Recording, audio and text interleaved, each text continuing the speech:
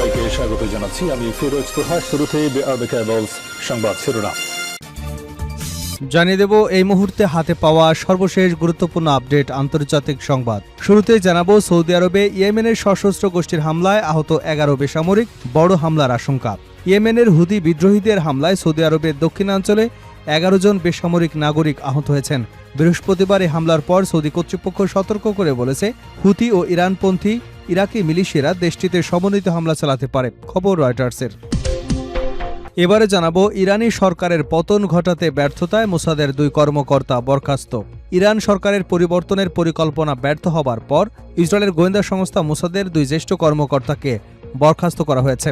ইসরায়েলের television channel 12-এর বরাতে জানানো হয়েছে, যুক্তরাষ্ট্রের সমন্বয় প্রণীত ওই পরিকল্পনার লক্ষ্য ছিল ইরানের বর্তমান সরকারের বিরুদ্ধে অভ্যন্তরীণ তৎপরতা জোরদার করা এবং সরকার বিরোধী গোষ্ঠীগুলোকে সমর্থন দেওয়া। এদিকে হরমুজে দ্বিতীয় করিডোর মানবে না ইরান। ইরানের সর্বোচ্চ নেতা আয়াতুল্লাহ আলী খামেনির জ্যেষ্ঠ সামরিক উপদেষ্টা মেজর জেনারেল মোহসেন রেজাই বলেছেন, কৌশলগতভাবে গুরুত্বপূর্ণ হরমুজ প্রণালীতে কোনো বিকল্প পথ বা দ্বিতীয় করিডোর তৈরির সুযোগ ইরান কখনোই দেবে না। জানাবো নীতি সংস্কার করুন যাতে নিরাপত্তার জন্য ভিক্ষা চাইতে না হয়, সৌদিকে ইরানের এমপির বার্তা। ইরানের পার্লামেন্ট সদস্য এবং দেশটির জাতীয় নিরাপত্তা ও পররাষ্ট্রনীতি কমিশনের সদস্য ইব্রাহিম রেজাই সৌদি আরবকে তাদের পররাষ্ট্র এবং নিরাপত্তা নীতি পুনর্বিবেচনার আহ্বান জানিয়েছেন। তার দাবি, পাকিস্তান এবং তুরস্কের সঙ্গে কাগজে চুক্তি করে সৌদি আরব প্রকৃত নিরাপত্তা নিশ্চিত করতে পারবে না। এবারে থাকছে যুক্তরাষ্ট্রের যে সিদ্ধান্তের পর 1,500 সেনা মোতায়েন করল মেক্সিকো। মেক্সিকোর পশ্চিমাঞ্চলীয় মিচোয়াকান রাজ্যের অ্যাভোকাডো উৎপাদন এলাকায় 1,500 সেনা মোতায়েন করেছে দেশটির সরকার। যুক্তরাষ্ট্র ওই অঞ্চলে নিজেদের সরকারি কার্যক্রম স্থগিত এবং অ্যাভোকাডো রপ্তানির আগে প্রয়োজনীয় পরিদর্শন বন্ধ করবার একদিন পর বৃহস্পতিবার এ পদক্ষেপ নেওয়া হয়েছে। এবং সর্বশেষ জানাবো, ট্রাম্পকে নাটক বাদ দিতে বললেন ইরানের স্পিকার। ইরানের জাতীয় সংসদের স্পিকার মোহাম্মদ বাঘের গালিবাফ মার্কিন কর্মকর্তাদের সাম্প্রতিক দাবির প্রতিক্রিয়ায় তাদের ব্যর্থ এবং পুরনো কূটনীতির সমালোচনা করেছেন। তিনি বলেছেন, এসব বক্তব্য নতুন কিছু নয়, বরং এটি বারংবার প্রদর্শনমূলক নাটক। এতক্ষণ শুনছিলেন শিরোনাম, এবার থাকছে বিস্তারিত সংবাদ। দর্শক, অনুরোধ থাকবে ভিডিওতে একটি লাইক দিন, কমেন্টস করে জানিয়ে দিন এই ভিডিওটি আপনি কোন জেলা থেকে দেখছেন এবং শুনছেন। সৌদি আরবে ইয়েমেনের সশস্ত্র গোষ্ঠীর হামলায় আহত 11 বেসামরিক, বড় হামলার শঙ্কা। ইয়েমেনের হুতি বিদ্রোহীদের হামলায় সৌদি আরবের দক্ষিণাঞ্চলে 11 জন বেসামরিক নাগরিক আহত হয়েছেন।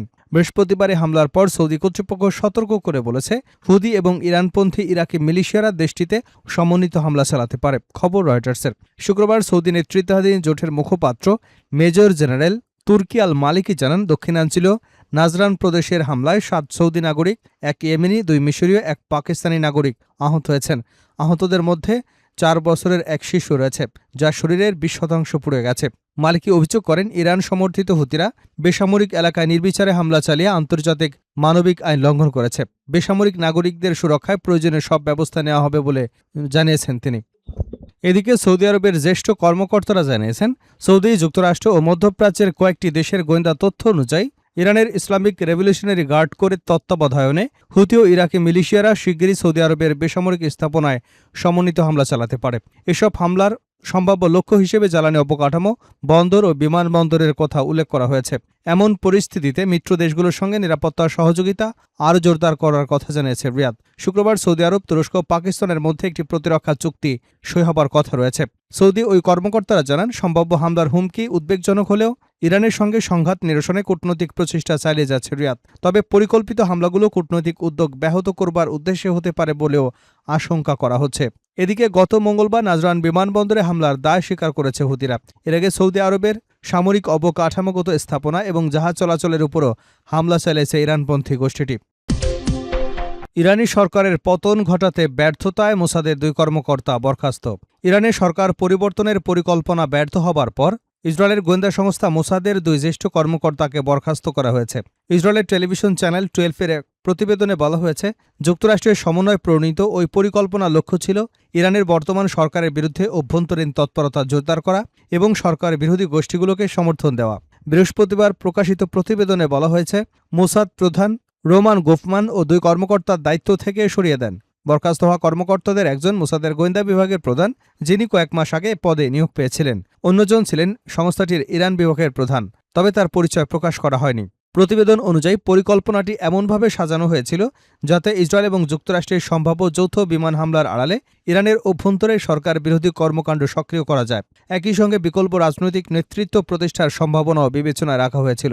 চ্যানেল 12-এর দাবি পরিকল্পনাটি বাস্তবায়নে ব্যর্থ হয়েছে, নয়তো কার্যকর হবার আগেই স্থগিত হয়ে যায়। এছাড়া মোসাদের প্রধান রোমান গোফম্যানের সঙ্গে বরখাস্ত হওয়া দুই কর্মকর্তার সম্পর্ক শুরু থেকেই ভালো ছিল না। ইরান সংক্রান্ত কৌশল অগ্রাধিকার নিয়েও তাদের মধ্যে মতপার্থক্য ছিল, যা এই সিদ্ধান্তের পেছনে ভূমিকা রাখতে পারে। প্রতিবেদনে আরও বলা হয়, আন্তর্জাতিক বিভিন্ন সূত্রের তথ্য অনুযায়ী পরিকল্পনায় ইরানের বর্তমান নেতৃত্বকে সরিয়ে বিকল্প নেতৃত্ব প্রতিষ্ঠা এবং সম্ভাব্য সরকার পরিবর্তনের পরবর্তী ধাপ নিয়ে মার্কিন কর্মকর্তাদের সঙ্গে সমন্বয়ের বিষয়ে অন্তর্ভুক্ত ছিল।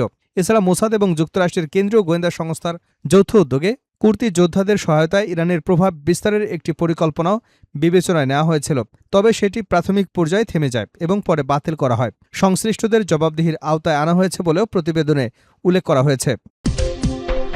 হরমুজে দ্বিতীয় করিডোর মানবে না ইরান।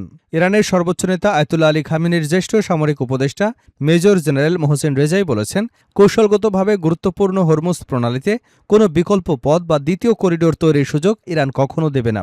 রাতে প্রকাশিত এক বিবৃতিতে তিনি বলেন, হরমুজ প্রণালীতে বিকল্প করিডোর তৈরির যে কোনো উদ্যোগ ইরানের জাতীয় নিরাপত্তা ও সার্বভৌম স্বার্থের পরিপন্থী। মোহসিন রেজাই যুক্তরাষ্ট্রকে সতর্ক করে বলেন, বর্তমান অবরোধ এবং উত্তেজনাপূর্ণ পরিস্থিতি অব্যাহত থাকলে মার্কিন রণতরীও মোসাদের মারাত্মক ঝুঁকি এবং সম্ভাব্য প্রাণহানির মুখে পড়তে পারে। তিনি ওয়াশিংটনকে তাদের অবস্থান পরিবর্তনের আহ্বান জানিয়ে বলেন, বিদ্যমান সংঘাতময় পরিস্থিতির ধারাবাহিকতা ইরান কোনোভাবেই মেনে নেবে না।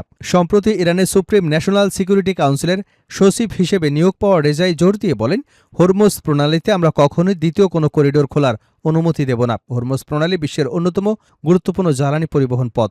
বৈশ্বিক তেল এবং গ্যাসের উল্লেখযোগ্য অংশ এই নৌপথ দিয়ে পরিবহন করা হয়। ফলে এই প্রণালীকে ঘিরে যে কোনো ধরনের উত্তেজনা সামুদ্রিক নিরাপত্তা এবং আন্তর্জাতিক জ্বালানি বাজারে বড় ধরনের প্রভাব ফেলতে পারে। নীতি সংস্কার করুন যাতে নিরাপত্তার জন্য ভিক্ষা চাইতে না হয়। সৌদিকে ইরানের এমপি। ইরানের পার্লামেন্ট সদস্য এবং দেশটির জাতীয় নিরাপত্তা ও পররাষ্ট্রনীতি কমিশনের সদস্য ইব্রাহিম রেজাই সৌদি আরবকে তাদের পররাষ্ট্র এবং নিরাপত্তা নীতি পুনর্বিবেচনা করবার আহ্বান জানিয়েছেন। তার দাবি, পাকিস্তান এবং তুরস্কের সঙ্গে কাগজে চুক্তি করে সৌদি আরব প্রকৃত নিরাপত্তা নিশ্চিত করতে পারবে না। সামাজিক যোগাযোগ মাধ্যম এক্সে দেওয়া পোস্টে রেজাই বলেন, সৌদিদের জানা উচিত তুরস্ক এবং পাকিস্তানের সঙ্গে একটি কাগজের চুক্তি তাদের নিরাপত্তা নিশ্চিত করবে না, যেমনটি বছরের পর বছর একতরফাভাবে যুক্তরাষ্ট্রের উপর নির্ভর করেও তারা নিরাপত্তা পায়নি। তিনি আরও বলেন, আপনাদের নীতিগুলো সংস্কার করুন যাতে অন্যের কাছে নিরাপত্তার জন্য ভিক্ষা চাইতে না হয়।